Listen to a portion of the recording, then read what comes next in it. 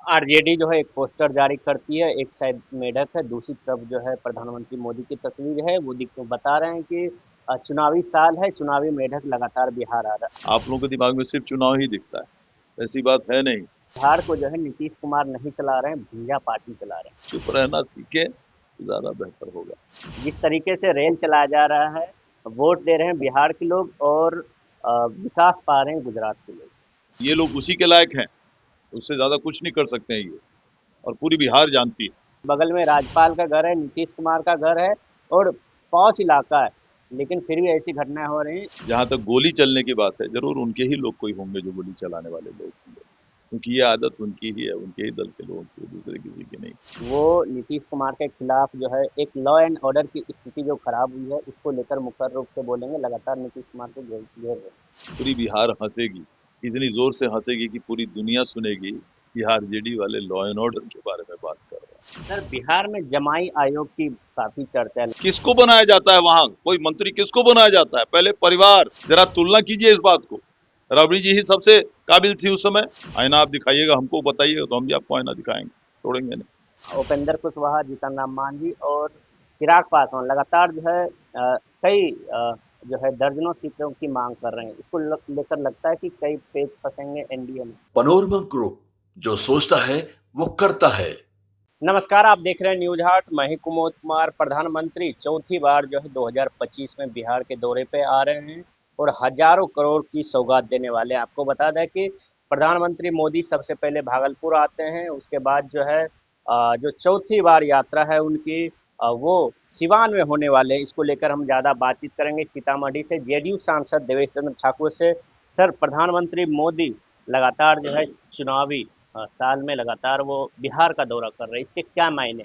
इसके मायने ये हैं कि जिन लोगों ने बिहार का विकास को पीछे करके रखा था, जिस राष्ट्रीय जनता दल की सरकार ने 15 साल तक बिहार को इतना पीछे धकेला कि कोई कल्पना नहीं कर सकता है, और उनके साथ कांग्रेस थी, उसी तरह की सरकार थी।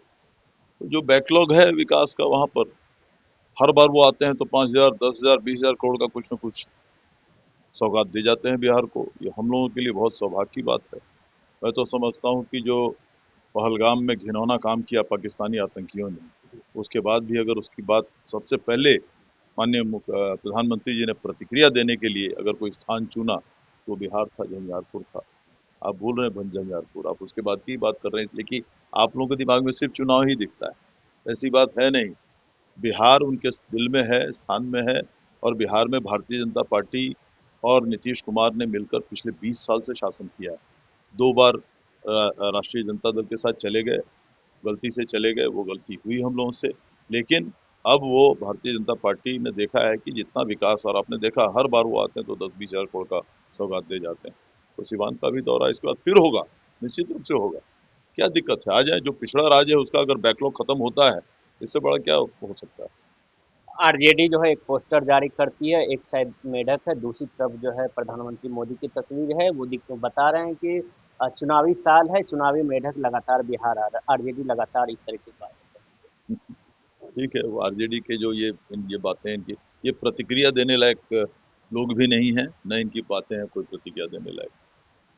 सर, जिस तरीके से प्रधानमंत्री मोदी आ रहे हैं, लगातार जो है अलग अलग स्टेशनों से रेल का परिचालन भी हो रहा है। दूसरी तरफ तेजस्वी यादव कहते हैं कि जिस तरीके से रेल चलाया जा रहा है, वोट दे रहे हैं बिहार के लोग और विकास पा रहे हैं गुजरात के लोग। जबरदस्ती तुलना है।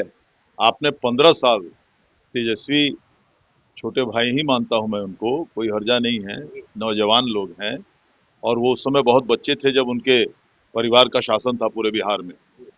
2000 से 2000, 1990 से 2005 तक, याद कीजिए। और किसी भी राज्य में, कोई भी राज्य हिंदुस्तान के रिकॉर्ड में है, कोई राज्य उतना पीछे उस 15 साल में जितना बिहार पीछे चला गया, हर तरीके से।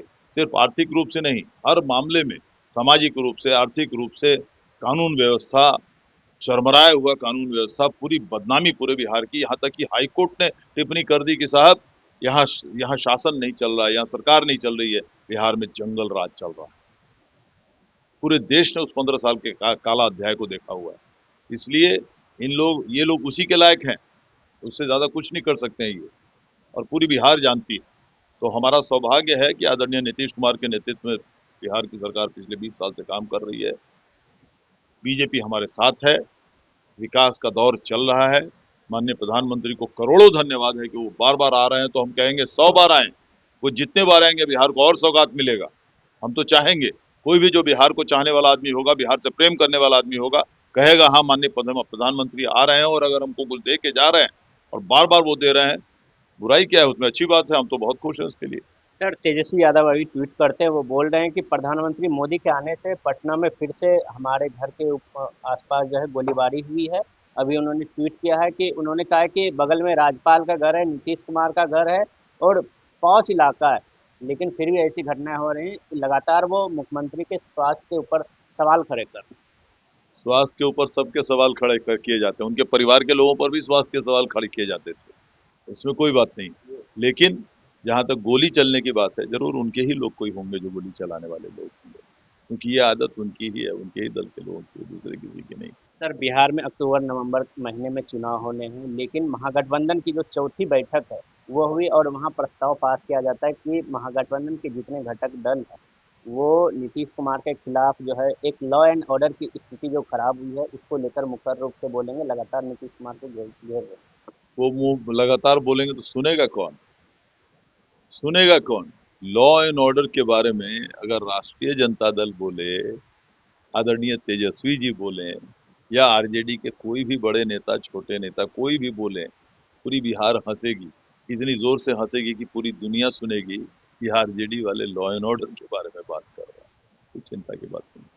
सर, बिहार में जमाई आयोग की काफ़ी चर्चा है, लगातार जो है महागठबंधन हो या तेजस्वी यादव हो, लगातार कह रहे हैं कि जितने भी एनडीए के घटक दल है, चाहे वो जेडीयू हो या भाजपा हो या मांझी जी हो, चिराग पासवान लगातार जो अपने लोगों को सेव करने की कोशिश कर रहे हैं और एक तरीके से कहीं ना कहीं अपने दामादों को जो है वो सेट कर रहे हैं।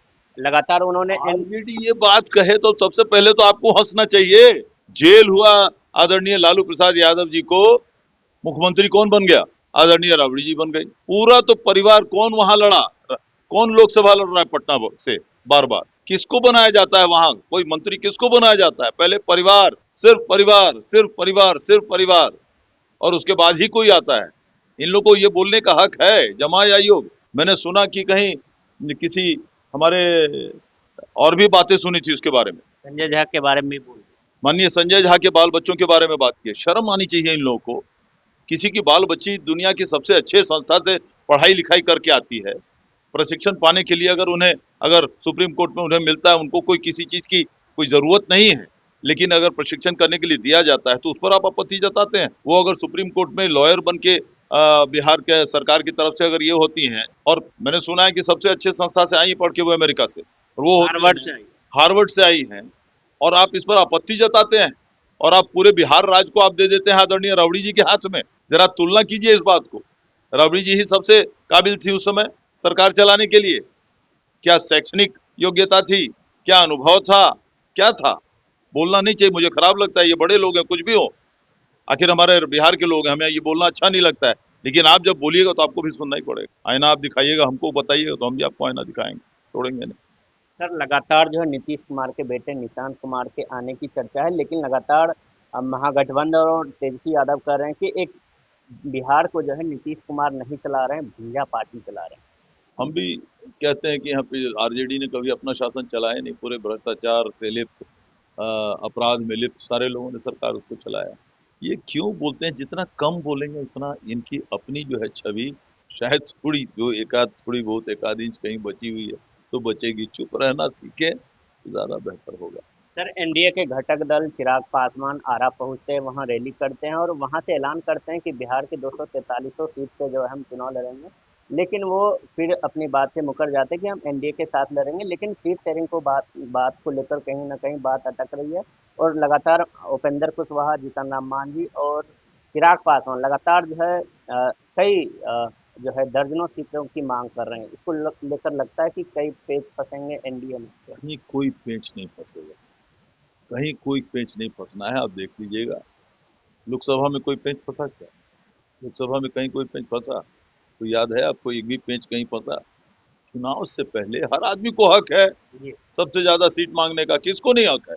मेरी पार्टी होती तो मैं भी कहता मुझे ज्यादा सीट चाहिए, क्यों नहीं कहता। लेकिन सामंजस्य है, सभी पांचों दलों में सामंजस्य है।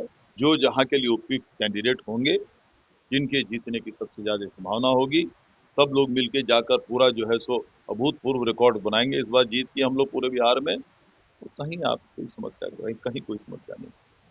चलिए, ये थे हमारे साथ बातचीत करने के लिए सीतामढ़ी से जेडीयू सांसद देवेश चंद्र ठाकुर जी। आप देखते रहिए न्यूज़ 8। धन्यवाद।